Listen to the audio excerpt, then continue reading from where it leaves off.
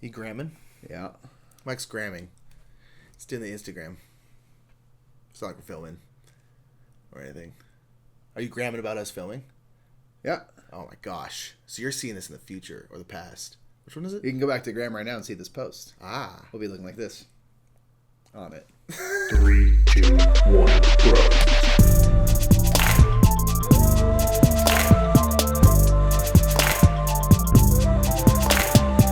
What's up, everybody? Hi. I'm Mike Murphy. I'm Nick Murphy. We are the brothers Murph, and it's time for another Top 10. Top 10. That's right. People are only here for the list, Nick. That's true. It's all people care about. I wish people cared about our thoughtful, Just the story of our lives. No, they're not. They That's want it. lists. They just want lists. So I we're don't doing blame it for them. you. And that's fine. I like doing lists. My I favorite really thing. do enjoy it. It's my favorite thing.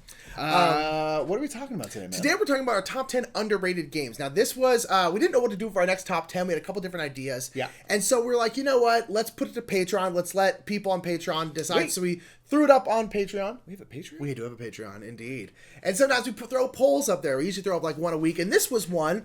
Which top 10 you want to see next? And this is what won. Top 10 underrated games is what we're doing here. People dig that kind of idea. According to us. Some people are like, this game is listed this high on the BGG Top 100. That means it's not underrated. Yeah. Here's the thing. We got to establish that right away. These all appear on BGG somewhere high up. That's the only reason we know about them. They're in the probably. top 2,000. So just because it's in the top 300 doesn't mean it's clearly rated. It And has in the been end- rated. But for our opinion, people don't talk about it enough, even regardless of its rating. Why are Indeed. people talking about it more? it's just a subjective list. It's fun. So we each have our own list. Sometimes we do combined lists. Sometimes we do separate lists. I think purposely, we have not shared a list, but we purposely generally try to choose things that the other one I know we your think brain a little. wouldn't choose. Yeah, I'm like, I think Mike would put this, so I'm not going to put that. Yeah. So we'll see if we have any crossover regardless. I am. And yeah, I mean, I guess we should just go ahead and start. Let's just do it. Do me a favor, everybody. Thumb up the video now. Yes, and because as soon as subscribe. we start talking about our games, you're going to be unhappy. So just thumb it up and subscribe now. And don't go near the then thumb up button don't- ever again. Don't ever look at it Indeed. again. Mike, Okay. real quick though, we always got to do a little bit of honorable mention. Do you have an honorable mention? Like a 11 or one that would have been on the list but otherwise isn't? I do. I forgot it. What was it? It was Castel. Castell. I knew that one. Castell is my honorable mention because, okay, it's done well. It's made a lot of people's lists of best of 2018. It was the top of both of our lists. Yeah. And still, I feel like people don't talk about it enough. Yeah. I don't see people playing it. You go to a convention and stuff, you see 1,000 terraforming Mars, this latest convention, 1,000 Wingspans. No Castells. Why is no one playing Castell? It's Yeah. a great game with a great puzzle. And And it's new and I don't get it. it maybe just needs more time.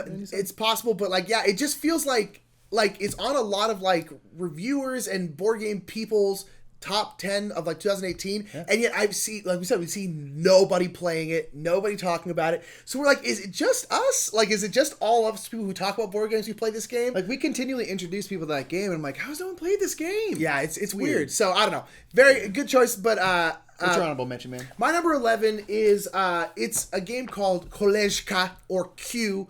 It's this Polish game that this lovely gentleman named Marty, who's part of our game group, introduced us to. But it's essentially it's in like World War II Poland. Yeah. Like, and you're queuing up, you're getting in lines to try to get various goods, like canned goods, furniture, clothes, just a bunch of different stuff. you And the need to lines live. are constantly changing, and there's like supply and demand and all this kind of stuff. And I was gonna put it on the list because I'm like, no one talks about this game. I'm like, yeah, but I don't think this game is available, and it's Polish, and so like I don't think it's necessarily that's underrated as it is that like people just don't know that it exists. Yeah. Mostly because it's like super out of print, I think, and not like in English really. Criminally And undervisible. exactly. So I was like, you know what? I'm gonna take it off the list because it's not. I don't know if it fits for an underrated list as it is. This is a game that you've never ever heard about and probably will never ever play. should. So that was my number 11, which is Q or Koleżka. I don't even know that's pronounced right. That's how it's phonetically spelled. Koleżka. And so it's a great game. If you ever had a chance to play it. It's wonderful. All right. With that, man, are you ready to get into the actual Yeah, list? well, let's do it. Let's do it. Top 10. Let's do it.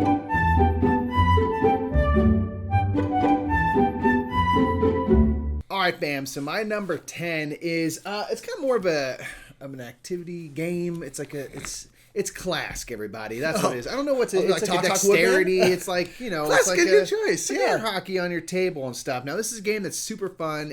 Most of y'all have probably seen us play it at some point or other.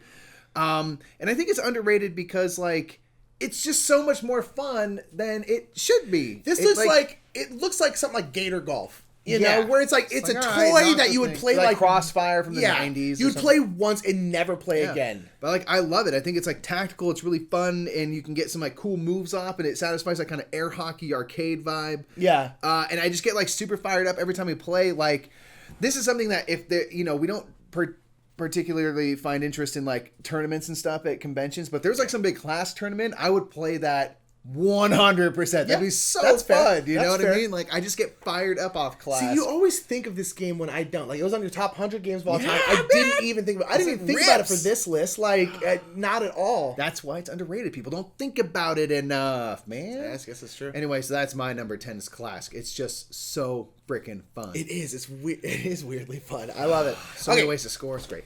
My number 10, this one's kind of weird. And you could have put the big game on there. But my number 10 is Broom Service, the card game.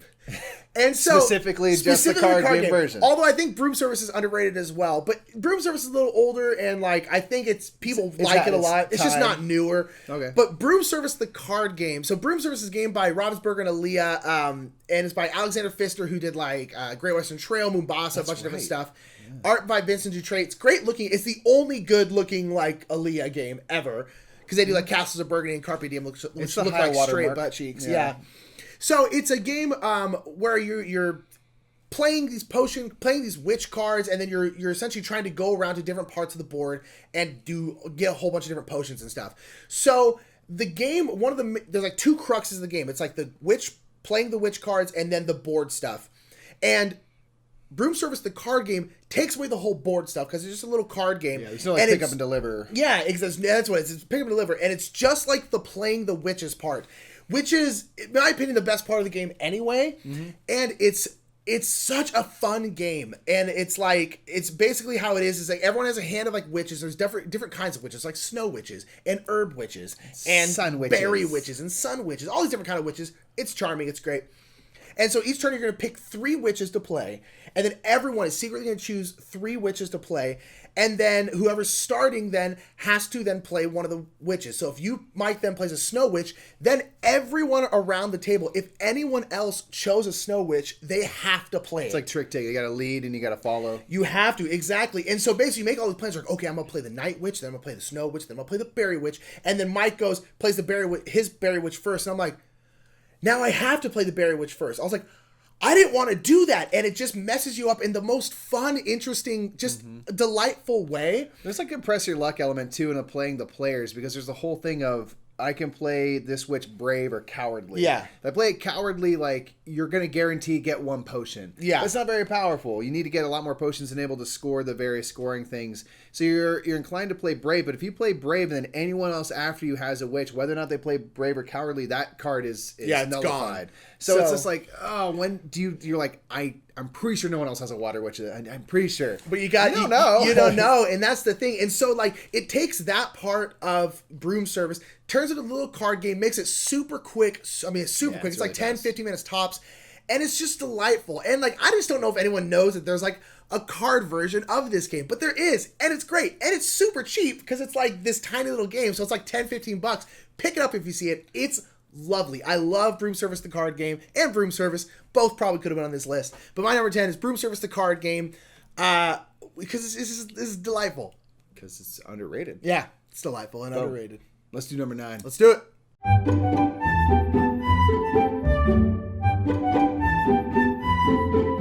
All right, my number 9 is, this one's kind of interesting because it was a game that was kickstarted.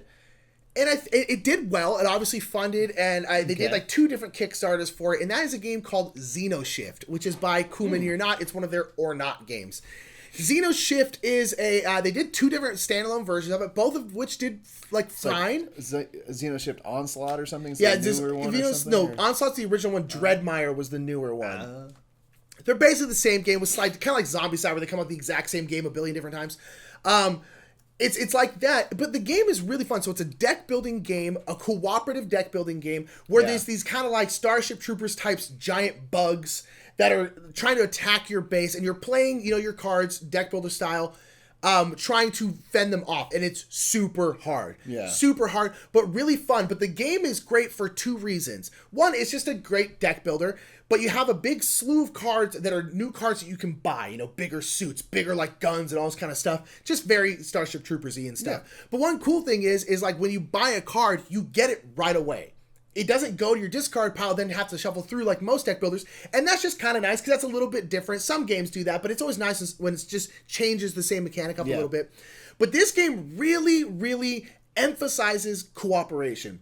Because any of my cards, I can just play on your base because we each have part of the base and we're defending our base. But if Mike just gets a bad draw with the bugs, I can be like, here's this like crazy grenade. Now I don't have that anymore. He does, but you can just give each other stuff, and it really like makes you work together and discuss how you can make this work, because it's very, very difficult. And this game, again, was on Kickstarter, did well, like funded, and everyone who's played it, for the most part, that I've heard of, seems to enjoy it. And yet, I don't hear anyone talking about it. I mean, anyone at all. And it's a really great deck builder. I don't see it in any stores. It's just, again, and it's a really, I think, underrated co-op deck builder that really emphasizes teamwork and is a very difficult co-op if you like difficult co-ops. And it's just a great game that, I don't know if it got lost just because it's kind of like generic sci-fi art and stuff, or whatever. I mean, it's just, I don't know. It's a good game though, and I wish people played it more because it's fun. And honestly, if we could find it in a store somewhere, we'd probably grab it. We've just never seen it anywhere. You know? I don't know. It's at our local game cafe, and that's where we've played it. You know, and it's a good game though. So Xenoshyft, if you like deck builders co-op, check it out. It's good stuff. Boom. My number 9 is a deck builder as well. It's not cooperative, and it's something I wouldn't have thought of. It's trains. Just trains, okay. Yeah, because like it's just a fun, really fast deck builder. Yes, like you play your little thing and you're trying to build routes out around. I think the first one's in Japan, right? Yeah, it's Tokyo and Osaka. There's two different ports. And you're trying to build out stations and stuff to get to different cities, and it's just like a cool, fast deck builder. That's what I like. Like the turns are so quick, and there's this kind of whole like. In Legendary, you get like wounds that kind of clog your deck, or Dominion, you get all of your scoring stuff clogs your deck, and this one you get like waste. You're just creating waste. Yeah, the like more pollution. Stuff you're doing, you're like more pollution. I'm like, that's kind of a cool thing. So sometimes you have to stop a turn to basically like rid yourself of some pollution, and then you keep going. But it's so quick. Like all the actions carry out so fast that it just moves back and forth, especially playing like 2-player. Like just for the speed of it, I was like all into it, but still gives you all that satisfaction of a deck builder. And this is one that I again has done well, but I just like don't ever see it getting played. Like the only reason we know about it is because of Matthew Jude like loves that game, and he's just like, oh, it's like one of my favorite games. I was like, what the hell is Trains? Like to the point where I asked him like 8 times, like, what is Trains again? He's like, oh, it's like a deck builder. You do this, and I'm like, well, it's also confusing. What is that game again? There are a billion train games, and this one's just called Trains. Right? And like it's a deck builder and to get your routes played out. So I just love like using something that's so commonly done in games like Trains and building a deck builder around it that's super fast moving. It was like just awesome, and like I really like that game now. Yeah, but I feel like I don't ever see it getting played and stuff. I don't think I've ever seen it being played. And wouldn't have ever known about it unless Matthew like literally told me about it 10 or 15 times. To the point I'm like, I'm gonna read that rule book when we go to our game cafe. I know, right? So that's my number 9, Trains. Okay, cool. Number 9s. We're cruising. Let's do number 8. Let's get up into it.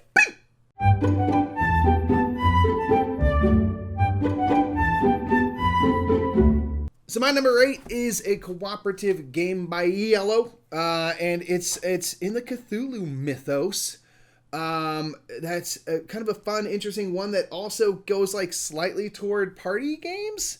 Oh, and it is Mountains of Madness. I was like, what are you talking about? I know. Well, this is one that like our buddy Shay from RTFM Games taught us, and it was just like this whole thing where I'm like, wait, it looks really heavy and serious, but it does. It's a very deceptive cover. Yeah, but you're basically trying to make your way up this mountain, and you're trying to like play kind of like resource cards, like goods and stuff, to overcome different obstacles and things that are going on. But as a part of it, sometimes you accrue like madness, and like that's where it kind of goes like party game, because it might be something where like I need to high five everyone when we start a round, or Nick can't say I have like 2 boxes or bullets or whatever. He says I have like 1+1 boxes. Yeah. And so there's like weird little tricky odd things that happen, but you're not allowed to talk about it. And thematically we're like, well, you'd be embarrassed about this. So you just like, you have to kind of just try to like keep it low key. Yeah.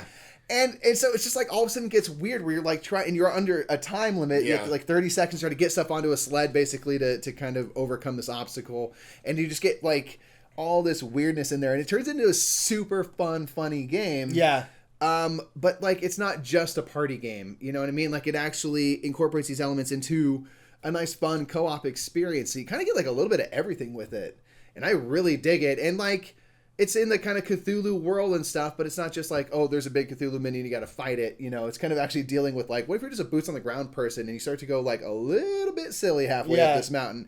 And so it's just like a really fun experience, and one that I definitely want to explore more of. So yeah, I don't know. Yeah, and I feel like when it came out, it made a splash. Like a lot of people were talking about it because it's like it was something different in its own way, and then kind of faded out. Maybe because it's like lighter than maybe people want in a typical Cthulhu game or something. I don't know, but for my money, like Mounts Madness is like a great time and should be played more often because it's good for a laugh. Coolio. Why not? Why not? My number 8 is the newest game on the list, and we both, I think, tried to not pick like stuff from like this year, because kind of like Castell we talked about, it's just like it may just not have had enough time. Hit people's table. It's on too many shelves of shame still. Yeah, you know, and but this one is like I literally have heard 0 people talk about this game at all, and this is a game called Archmage.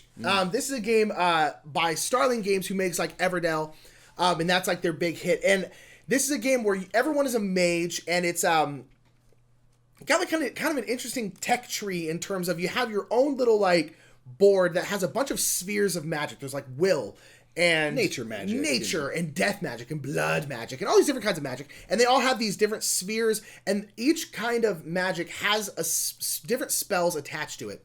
But the cool thing is you can then start to like mix the different kinds of magic. So you can have on your little sphere of magic here, whatever ones are next to each other, they can then start mixing. So like if blood magic, I believe, is next to nature magic, so blood magic and nature magic both have a base spell, but then you can make a blood and nature spell that's more powerful and can do more stuff. And then there's even like master spells, which combine 3 different magic forms. And it's super weird and super cool.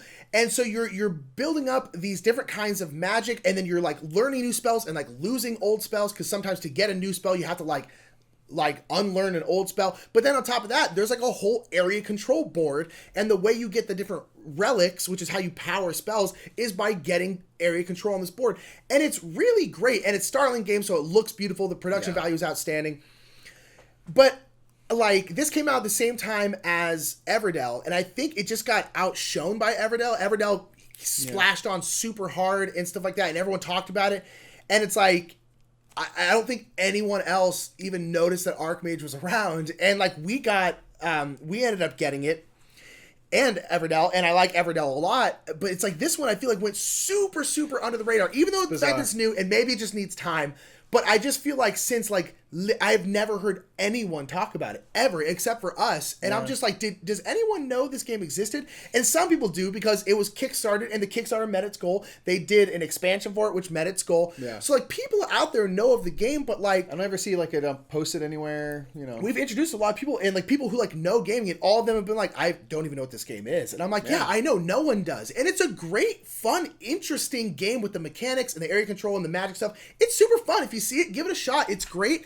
Maybe time will tell and I'll be wrong, and it's like it's rated as well as it should be. But as of right now, I mean, no one talks about it. And so this is, I guess, my kind of like, this is the new game that no one's talking about kind of thing on my list. Gotta get on it, kids. And I think it just got outshone by Everdell, and no one paid attention to it. Yeah, Everdell cast a bit of a shadow. Everdell is a 3D big tree hit. Cast a literal shadow. Literal. So I couldn't see Everdell. And Archmage is black, so it's hard to see. Yeah. Hard to spot. Yeah. Like black dogs at shelter don't get adopted as much. It's true. It's sad. Just saying. And that one on a sad note. All right, let's go to number 7. Let's do it.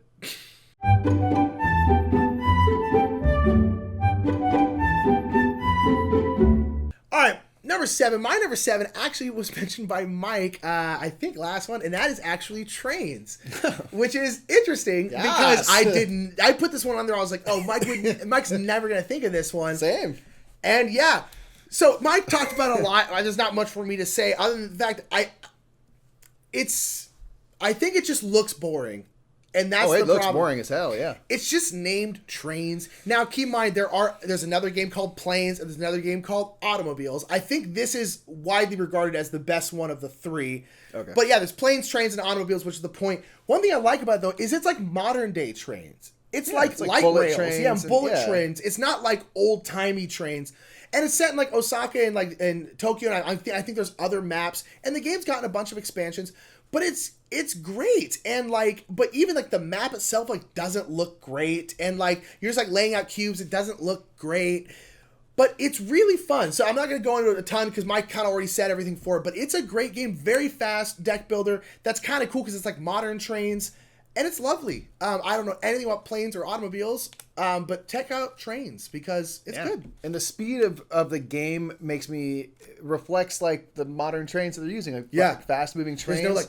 And I like that it comes kind of Dominion, where you get a bunch of different types of cards, but you're not going to use all of them in each game. So there's some variability. Yeah, even just the base game alone, which is nice. Yeah. So Trains, that's mine. Mike already talked about it. Bam. My number 7 is about fashion, sort of, and a fancy party. It's a game by the name of Rococo. I was like, Predaporter? We never played Predaporter. No, dude, that's an underrated. I can tell you that. I can tell you right now it's underrated. It's underrated. Rococo, man. Great it's game. A fun action selection game where you are trying to dress people for a fancy party and help get this palace decorated. So basically, you want to have people dress in your clothes, and you want to have your decorations at this thing, and basically the person who can kind of influence this party the most will win. Yeah.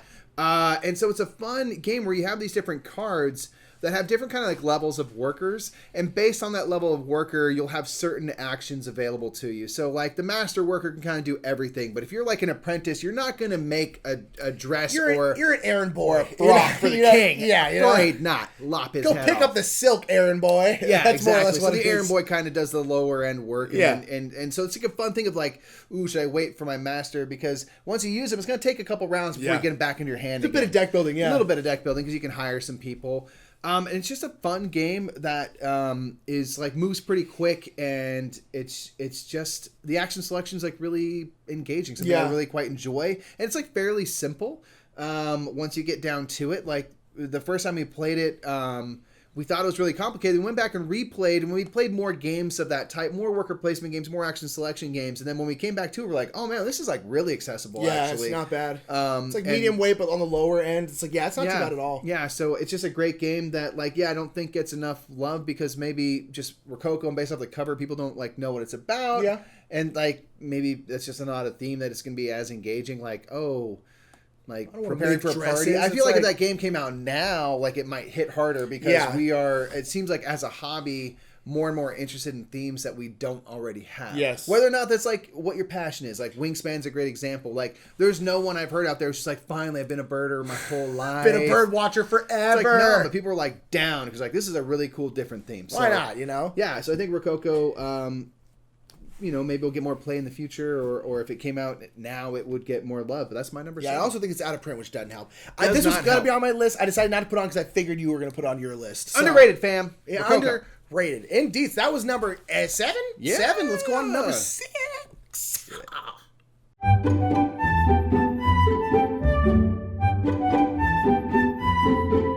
All right, so my number 6 is a game that, honestly, I've spent more time, crapping on than I have loving on. It is The Last Will, which is... Last Will? Yeah, man, Last Will. You don't like this game. I do. It's... All right, say your case, because I'm confused. I like Prodigal's Club better. Prodigal's almost made my list. Prodigal's Club is probably still underrated, but okay, Last Will...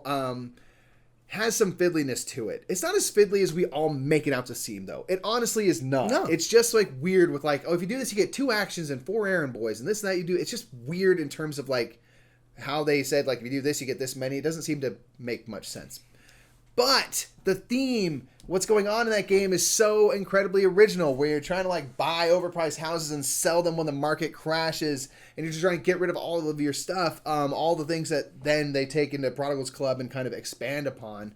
Last Will, I feel like, kind of fell by the wayside due to that fiddliness, but I think even with the fiddliness, it's still a better game than we give it credit for. And I'm doing this as my own like acknowledgement of like how much I'm just like, I don't want to play Last Will anymore and stuff. But I'm like, you know what? It is really a great game still. Really interesting. I've always liked it more than you. Yeah, absolutely. And so it's like, even though it might not be my favorite, I can still acknowledge that it's underrated because of like the interesting stuff that it does accomplish well. See, okay, so that's interesting because I feel like, because I always put Prodigal's Club on my list. I thought about Last Will, but I was like, no, Prodigal's Club, because I feel like Last Will has been more popular than Prodigal's Club.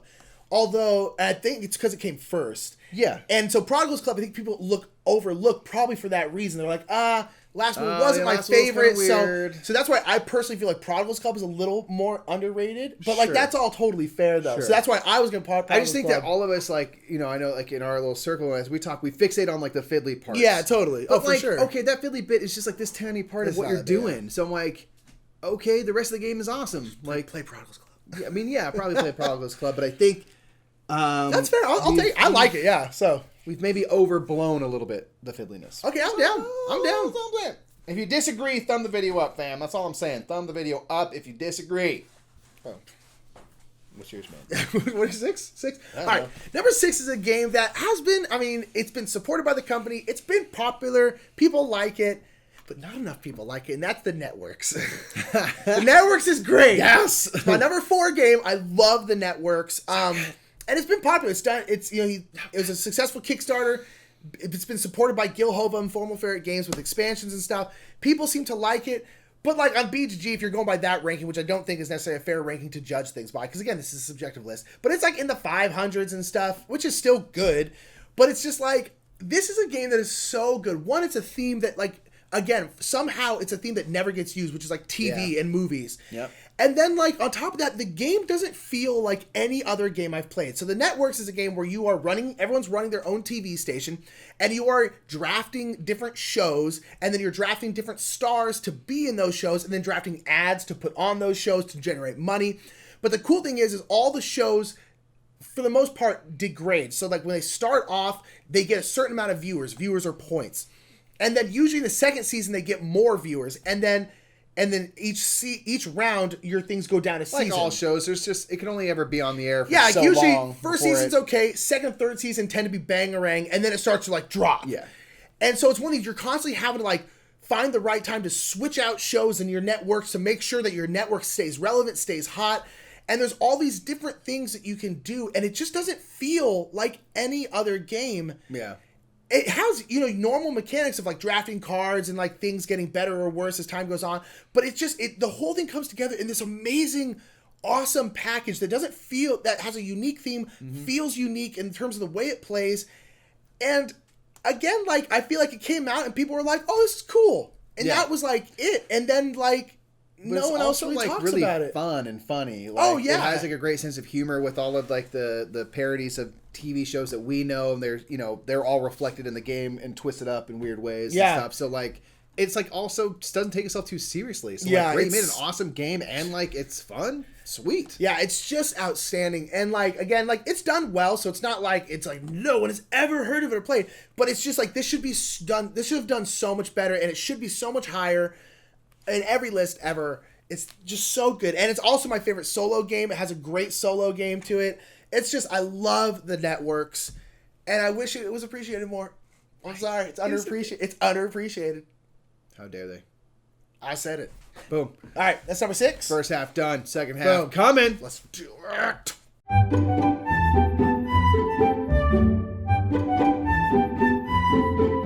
All righty, number 5, huh? Blammo. So number 5 is a game here's the thing.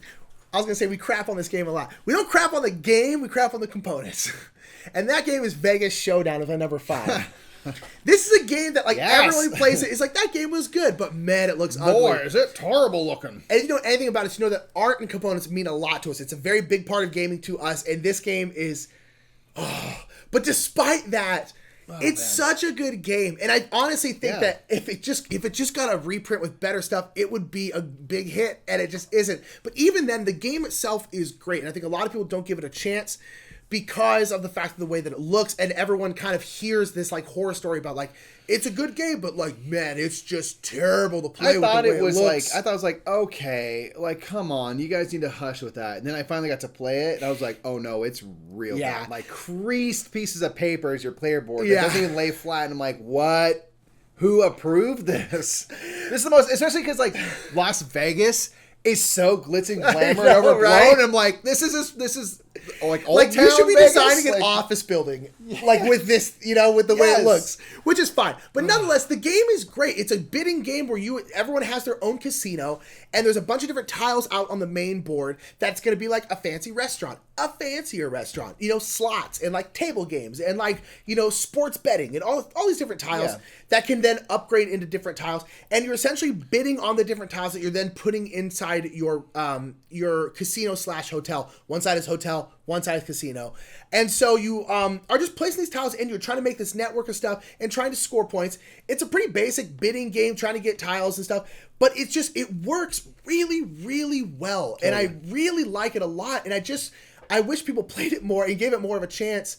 But I get why they don't, because the game looks like straight butt cheeks and it's tough to get over that. But if someone would just pick up this game and make it look halfway decent, it would do great.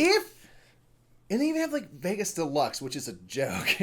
If they get proper little player boards and you go ironclays with it, dude, that's the quickest $1 million you ever made, dude. Just like make it dope looking because it's Vegas. It takes place in Las Vegas. It's great though. It's a great game. It's underrated, I think, because of just the way it looks, which is fair. But it's an underrated game in my opinion. I really like Vegas Showdown. And it's good stuff. And that's my number 5. Boom. Good. My number 5 is another deck builder. It's a twist on a word game. There's so many word games out there, but I've never seen one that incorporates deck building to get your words, and it is Paperback. Interesting. Yeah, man. Like, I love that idea of like I've always liked word games, like many people do. And I like building things, but I like the idea that you can get these letters and stuff that you can kind of build up and use again and again and try to, the cooler letters and stuff might not have currency or less currency, so you're trying to do this thing where you can also buy more letters. So that whole idea of like trying to build up this deck so that you have a better chance of being able to build like really cool stuff and then get scoring opportunities. It's just an interesting, cool way to go about doing a Scrabble bananagrams type of game. It's a very interesting theme to put around a pretty normal mechanic. I think it's super cool. And I think like this game, when it first came out, was like very popular. But it's like fizzled out a lot, I feel like. And I know they've done like hardback and stuff. And there's just like a lot of word games in general. So I think that's part of it, is like there's just always another word type game coming out.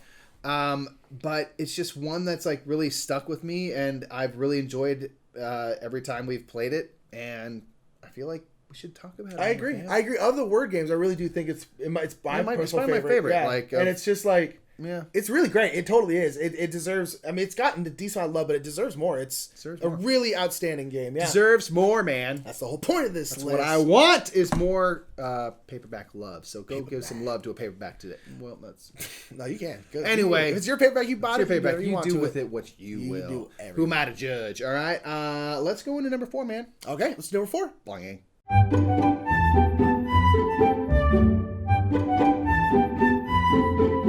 All right, so my number 4 is a cooperative game. And this one speaks to me a little bit because growing up, man, before I decided I wanted to be silly for a living, I always wanted to be a firefighter. That was always my dream, to be a fireman. And so I've always gravitated toward things that are related to that. And so this is a fun cooperative game called Hotshots. Oh, I thought you were going to do Flashpoint Fire Rescue. I was like, that game's very popular. What are you talking about? No, okay. That is good. Continue. Sorry, I was very confused. Right. I appreciate the what? Okay. Hotshots is great. Hotshots is another firefighter game that this time, rather than doing Flashpoint's dealing with like structural fire and trying to get people out, Hotshots is dealing with wildfire. Yeah. Out in the woods and stuff. Within California. Right, so it speaks to us. Very close to home. It's been on fire every year for the last, honestly, forever.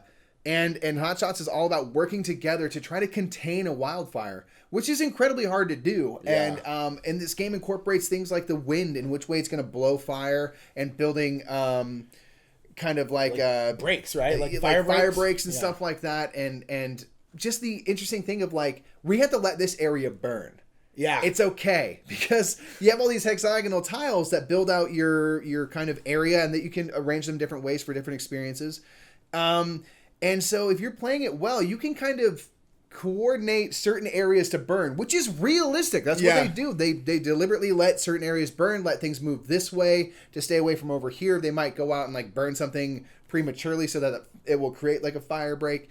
And it's just a really interesting, fun, kind of Yahtzee, press your luck with the dice based cooperative firefighting Usually to game. solve a certain area, each tile has symbols that it needs. So you have to Yahtzee it to make it work. Right, and you're trying to align those symbols to be able to do whatever thing and fight fire and stuff like that. So it's just an interesting one, man. It's just like really cool, pretty straightforward, because everyone has like a player power, but it's fairly minimal. Yeah. And you have like certain vehicles that you can use one time to kind of help you out, and the rest of the thing is we've learned more. It's not about like going in like getting the hose out, man. It's just like, dude, this is like so many thousand square miles. Like, you ain't gonna put it out yourself. You just need to push it into a certain direction so that it puts itself out. Yeah. And I'm like, that's what we learned really quickly. I'm like, if you're trying to, I'm gonna do it with dice. You're like, you're gonna burn alive, man. Like, it ain't gonna happen. So true. So it's just an interesting, fun game that I feel like something like Flashpoint Fire Rescue has enjoyed a lot of success. Yeah. Especially because it is kind of closer to like Pandemic and that sort of cooperative experience, but Hotshots provides a different, really fun cooperative experience with a really great, compelling theme. Tough too. If you like tough co-ops, It's really hard. We've never once played with like the harder cards. So we're not there yet. Anyway, so that's my number 4. Yeah, and man. no one has talked about this game when it came out. I mean, it's great. I mean, though. we were told about it by one of our followers and stuff, who they really sold us on the game, and then actually gave us the game, and I'm really thankful that she did, because like it's just an interesting, really fun one. So anyway, Hotshots, that's my number 4. Number 4. All right, my number 4 is a game that's from the Dice Tower Essential line, and it is a game called Viral. Yes. Viral is a great area control game that has a very cute look, very kind of weird theme. Mm-hmm. Everyone is viruses, and the area control board, is a human body with different organs in it, like the brain and the lungs and the pancreas and all this kind of stuff. And you're trying to gain control of these different organs. And have more of your virus in it than anyone else. Exactly. But the problem is, if you overload an organ with viruses, it like outbreaks essentially, and it starts going into crisis mode. It's like, must fix this, and then all of a sudden antibodies come, man. Yeah, exactly. The antibodies come, and then everyone gets wiped out of the organ. And you can like move around different organs. You can like attack other viruses and stuff, and all of a sudden just multiply real quick. Yeah. And it's super cool, and it's just such a fun take. And obviously it did decently well, because like it's a Dice Tower Essentials game. The Dice Tower obviously is going to push their own some games. Visibility in the hobby, and they all really like it. But I feel like it is just completely fallen by the wayside of like really good area control games, because area control games tend to be very confrontational, because that's just their nature. And I'm hit or miss with confrontational games. And this one, for some reason, I think it's just because the theme is so interesting, and like the art is so cutesy and stuff, that it never feels like super mean. Even though you're constantly like just killing these viruses and like, I'm pushing you out of the stomach, and you're going over the intestines over there. If you get pushed around or get killed, you're not out of it. Like, you'll be right back. Yeah, exactly. Because you're constantly coming, because you get flushed out of the body and you have to come back in and stuff. And it's just a great area control game that, like, I mean, hell, we have a hard time getting it to the table, because we bring it to game night, because the problem is it's like 3 players or less. There's a 2-player variant, which we haven't even tried, because why would we, for the most part. And so it's hard for even us to get it to the table. Trying to get people to play it is always difficult. And I'm always like, this is such a good game. Why does no one ever want to play it with me? And when they play it, like, everyone enjoys it, but it's just a hard sell for whatever reason. Yeah, I don't know why. I don't know. But it's super, super fun. A great take on an area control game. It's great. It's got a great catch-up mechanism, because if you're doing the best, like you're crushing it, there's a research track, and that means those are doctors and scientists who are researching your disease. And essentially, so if you're crushing it too hard, you're going to get researched, and once you get researched, all your viruses get thrown out of the body. And then you have to like come back in, probably through the anus, and just work your way back up. I'm coming for you, man. And it's just like, so it's takes care of the runaway leader effect, which in the beginning Big you're like, time. Mike is clearly going to win. He's killing it. And it's like, no, but he's going to get research faster There's than so everyone many else. catch-up mechanisms. It's like one of the most balanced, like, it's going to come down to it in the end. It's Yeah. just going to happen. It's just great. No one plays it. No one talks about it. And it's criminal. I love it. Viral. It's been number 4. Boom. Let's do number 3, dude. Let's do it.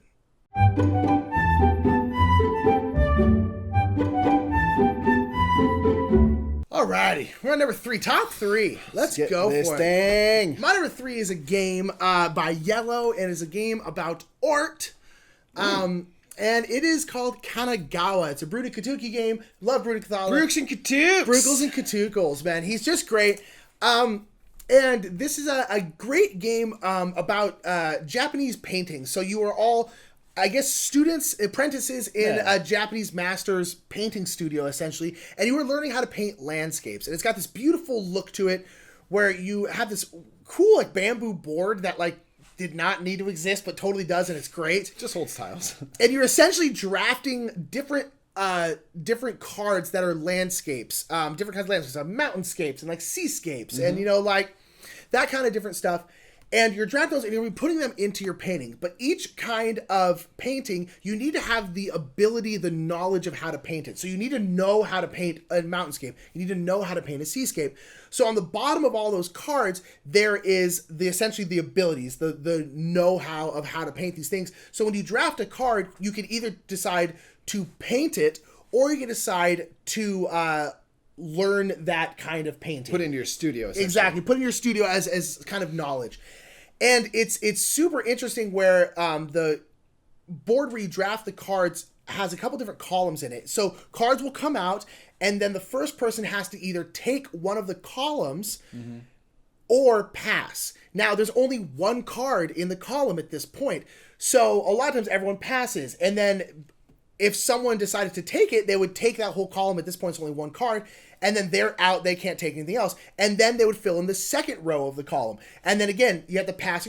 So it's one of the things like, if you pass and you pass until the end, there's only 3 rows in the column, you're going to get more cards that you could potentially learn skills or put them in your painting, but you're probably going to choose last. Whereas in the first row, if something comes up and you're like, I need that landscape, I have to have it, you might take it knowing that you're not going to get anything else for that round. And that's super interesting because all the paintings, not all of them, but a lot of the landscapes have certain figures on them, have like trees on them, and you're trying to essentially collect sets of things. Yeah.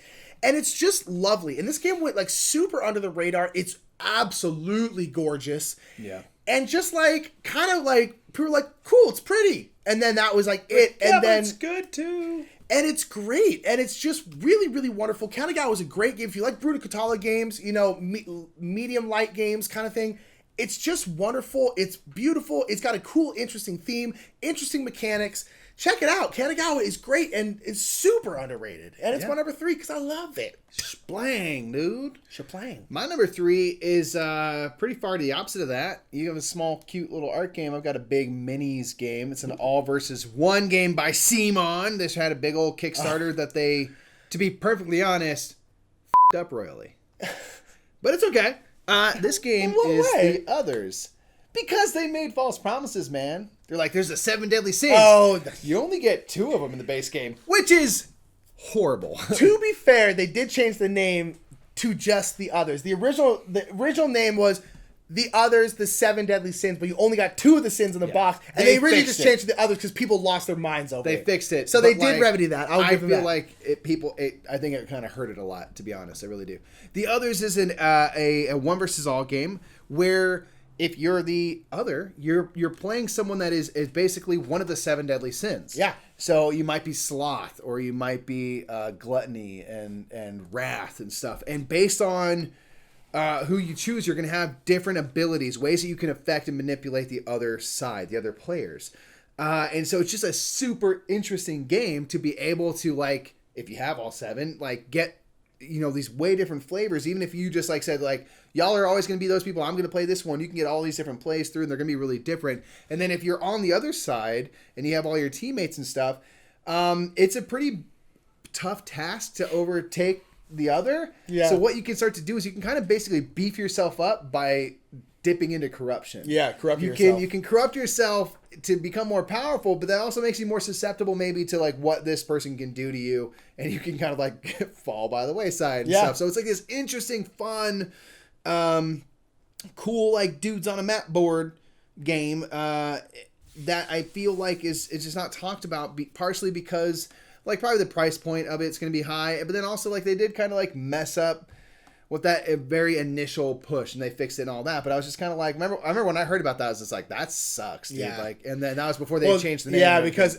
I mean, people were like, this is, and people like I think were right to be mad about that. Yeah, because I agree. It paints a clear picture. I was one of the people like, yo, this isn't like you're saying the other 7 deadly sins. You're giving us 2 of the sins. Like by that name, it sounds like all of them are in the box. And if you were just buying this, like say you just saw it on a shelf like, somewhere. Oh, cool! I want that game. You like, bought ooh. it. You would be super disappointed, you know, and not to Yeah. mention that each other sin is like $25. Yeah.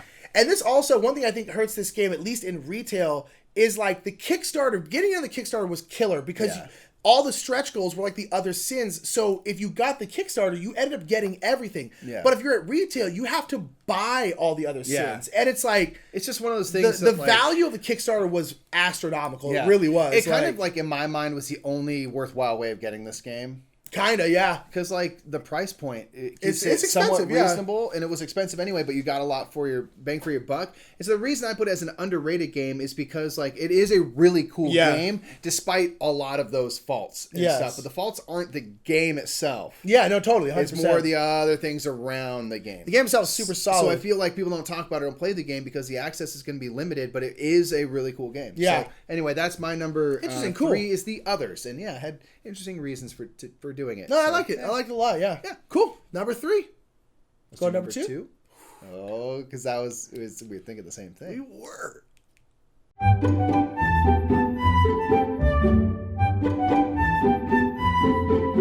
All right, folks. So my number 2 is a really fun, interesting, such cool art game that is one of the most kind of small, brilliant balancing acts that I have encountered, that we've encountered, and it is the Bloody Inn. Oh. You know what I'm saying? You know what I'm saying? I was not thinking that. I was The just Bloody like, Inn, is a great little game where you are... This close to my list. Yeah. It's so interesting because you're running a hotel and you realize very quickly that like it's just better to kill your guests. And rob them. You can make a lot more money that way. And then also, just like take their money and then you don't have to pay for like new bedding for them. It's true. Because like, they're going to stink up the place. Yeah. So you just like kill people. So there's weird. different things you can do in the game. Like one is kill people, but then you gotta have a place to bury them because there's a lot of cops that come and stay at your establishment, and you don't want to get found out. You can just pay them off. It's not that big of a problem. But, True. you don't want to pay them off. That's points, right? And so you have to create space to bury people. You have to. You literally have to build your hotel bigger just so you have places to bury people. That's your only purpose. And if you really are struggling, it's just like go to your neighbor because you have an equally shady neighbor over here. One of the other players are like, I'm gonna bury my dude in your place. We'll split the profits. Though. Yeah. He had lined pockets, so I'll give you some money. And he's like, all right, cool. Yeah, so you can bury people. You can. You have to get kind of guests into your hotel to begin with, and it's a tricky balancing act because basically the more powerful cards will require that you play more cards in order to put them down, either as an annex, which will kind of give them an ability and also create space to bury people, or to bury people. So if you want a person that costs a lot of money, you might have to discard 3 cards. So it's like the same cards that you're drafting into your hand are also going to be used to do stuff. So it is a tough balance to try to get stuff done. It's really tricky. Yeah, and it's difficult because like say something's big like that. You're like, all right, this guy is big money. It's a bishop coming through. I'm gonna straight murder this dude. It's gonna be great. The problem is that he takes 3 cards, but it takes 3 cards to kill him. Yeah. But then he's not buried yet. It takes another 3 cards to bury him, and you don't get your money until he's in the ground. Underneath the ballroom. Yeah. And so like It's like that's hard to pull off. and That's so a lot of cards. sometimes, like over multiple days, you just got a body just sitting in the closet, just being like, He's like, I really hope no cops roll no through. cops come and then on. a cop comes through the hotel, and you're like, oh, that's not good. I got to bury this guy this turn. And so it's just like but it's like taking away the weird morbid theme. The balance is super interesting Mechanically, and it's hard. very, very simple, but And then very it's got tough. the weirdest theme on top of it. I love it. And the art style is really amazing. Yeah. It's just one that like You probably have heard us talk a lot about it. It's just one that doesn't get talked about much. No. We never see it anywhere. Do you think the theme turns people off this one? Maybe it does. Because you're not bringing this out with kids. No, but like it's also not like gory in any way. No, not at all. It's just kind of a macabre piece. So I don't know. I think it must be partially that, but it's really fun. It's not gory or bloody for anyone that's worried about that. Not at all. It's just we know what we're talking. When you put a card under this thing, it's because they dead. They're buried. But it's just so fun. People should play it because it's a tough balancing act with those cards and stuff. It's mechanically very simple. 2 things always require that you play 2 cards, whether or not you're killing them, burying them, put them in your thing, whatever. 2 cards. And so it's just all about strategy and just like, what do I do with the cards I have? Do I come get peasant stuff because they don't cost money and stuff? Peasants are depressing. Anyway, The Bloody End is my number 2, and it's just a fun game, man. Yeah, really fun. It really is. All right, give it a chance. It's worth a shot. My number 2 actually was suggested to us by the same follower who suggested Hotshots, and that is a great 2-player game called Pagoda. Yes. I recently did a board game highlight about Pagoda, and the whole reason was because no one ever talks about this game. And we didn't either. We had never even heard of this game until one of our followers, she was just like, hey, I think you guys would really like this game. It's a 2-player game, and you are building pagodas. Pagodas are those very tall buildings you see in like Southeast Asia and Japan and stuff like that. Very beautiful, ornate buildings. And this game is a 2-player only game, and you are building those. And so you're essentially, you are getting these cards, and the cards have different colors on them. And you are building different columns and then roofs to build up the pagoda. It's actually a cool 3D game. Yeah. So if you want to build like a purple column, you have to put down a purple card and stuff like that. And it's very, very simple. And the higher you're building these columns on the different floors, the more points you're going to get. Each building could be 4 floors high. Then you have to put a roof on it. Once 3 full pagodas are built, the game ends. And it's great. And it's like, okay, cool. And it's pretty straightforward. But where this game really takes off is every time you build a floor, like a pagoda tile, because it takes 4 columns, and then you build a floor, and then 4 columns and a floor. Every time you build a floor, whatever color that floor is, of blue, green, purple, yellow, or red, you're going to get a certain ability that goes along with that color. Mm-hmm. And then you can use that ability. And those abilities might be, you get more cards, which means you have more options of different things you can play. You can discard a bunch of cards, but I don't like any of these cards. I'm going to discard them and draw up again to maybe get the things I need. You can do one where you get to play 2 cards of any color, and that can equal any color you want if you don't have the color you need. And those abilities make the game super cool because you can start doing some super cool combos. Yeah, and you're each really time, good at that too. I feel like I never combo well. You like do all this stuff. I'm like, oh, I probably should have done that. And it's super fun. It's simple. It's easy. It's beautiful. It's got a cool 3D look to it. It's 2-player only. If you like 2-player games, you play with your husband, you play with your wife, or just a friend, brother, sister, whatever. Get it. It's great. It's a really, really wonderful game that I literally have never heard anyone talk about. Yeah. Except for us now, because we hadn't heard about it and it got brought to our attention. Now we play it all the time, talk about it all the time because it's great. Try it out. Pagoda is a wonderful game that is criminally underrated. I mean, absolutely terrible. It's just, I want more people to play it. More people should play it right now. Yeah, do it. Pagoda's great. Check it out. Love it. Mwah. Number 2. Let's do it, Mike. Let's do number 1. Gotta do number 1. Get it right now, though, dude. Please. Thank you.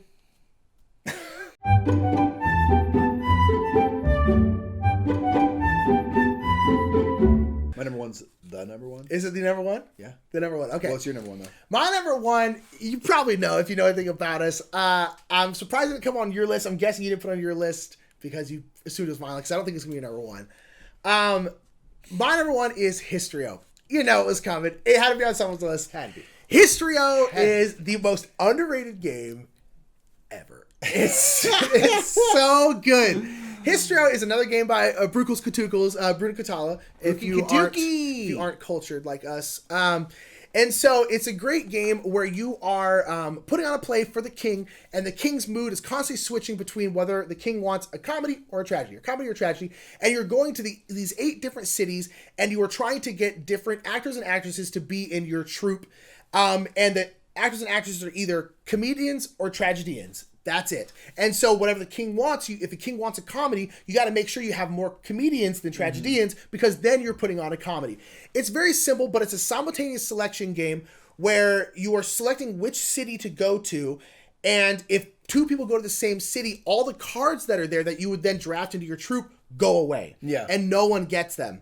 And it's excruciating because you're constantly going to the same spot. Trying to play the players. You're trying to play the players like, okay, this spot has 4 cards, so that's really attractive. So everyone's going to go there. But you're like, but no one's going to go there because everyone thinks everyone's going to go there. So they're going to go somewhere else. So I'm going to go there because everyone thinks that someone's going to go there, but no one actually is. So then I'm being able to go there. And then you go there and 4 people go there. And it's just like, because everyone did exactly what you did in your head. And it's just like, oh God, come on. There's so many of those moments. And it's so much fun. It's light. It's easy.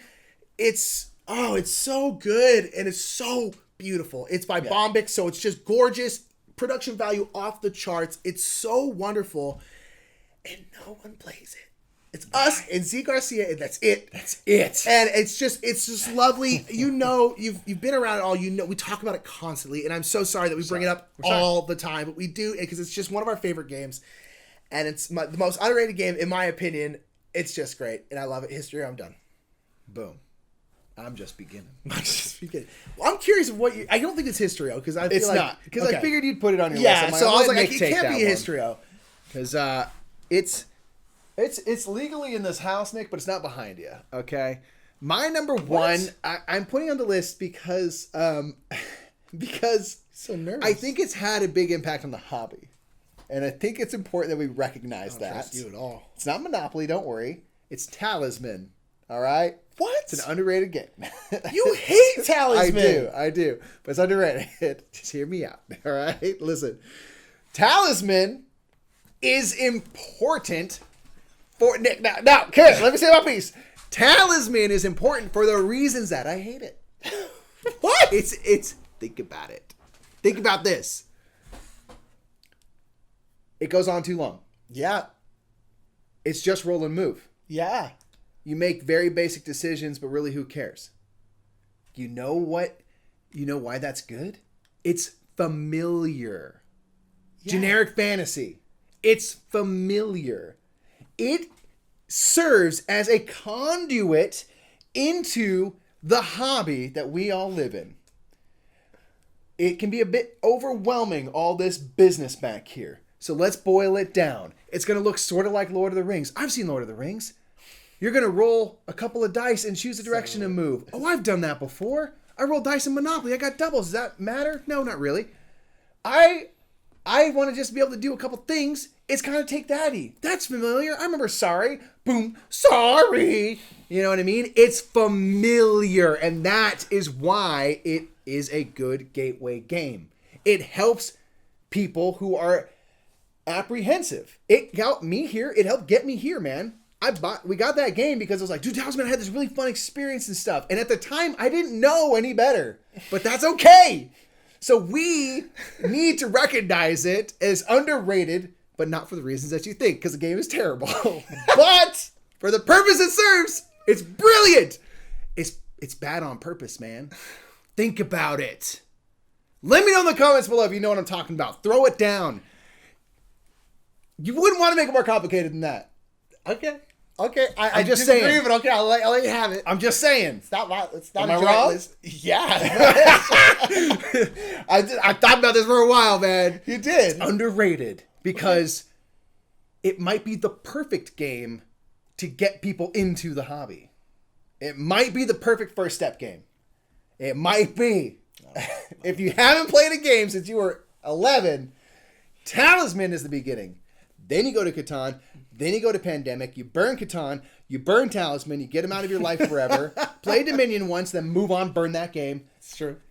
But trust me, man, it is brilliant. Okay. It's brilliant. Okay, cool. All right. Talisman. Well, that's not how I expected this list to end. Underrated. Boom. Okay. Well, that is our top 10 underrated games. Thank you for being here. That was some definite surprises, obviously. I was not expecting that. Who won this top 10, Mike or Nick? Put it in the comments below. I think I'd Fair question. I'm curious about that, too. But no, that's our top 10 underrated games. What are some games that you think are underrated? What are some games that you think we're wrong about or right about or whatever? Put it down in the comments. And please make sure to like and share this video as well. You know, we're always trying to grow. Make sure to subscribe if you like this list or other lists or stuff that we do. Yeah, this is a super fun list. People have been wanting this list. This was chosen by our patrons. And it's always fun. Like, what game do I love that doesn't get... everyone has that, like, I'm the one who sees the truth. I'm the one who knows what's up, Talisman. And so everyone kind of has that. So this is a fun list to do. But I'm always curious to what games people think are underrated. So pop in the comments below. Let us know what you think is underrated and why. And why is it Talisman? Yeah. Boom. Pretty much. Thank you so much for being here. And we will see you later, huh? We'll see you, later then. Bye, everybody. Bye. Thank you for watching that video. Just wanted to let you know that we are sponsored by Restoration Games. They make wonderful, wonderful games, and everything we filmed is filmed on top of Game Toppers. Game Toppers is a great way to upgrade your gaming experience. So go to Restoration Games or Game Toppers LLC to find out more. And all that's really, really cool. But you know what's even cooler? This. That's right. Show you one more again. Bam. Isn't that cool? Bam. It's cool. But that's the right hand. Let's check out the left. Boom. Quack, quack, quack, quack, quack, quack, quack. That's right, the left is only ducks. Quack, quack. I gotta learn other spells for my left hand. Quack, quack.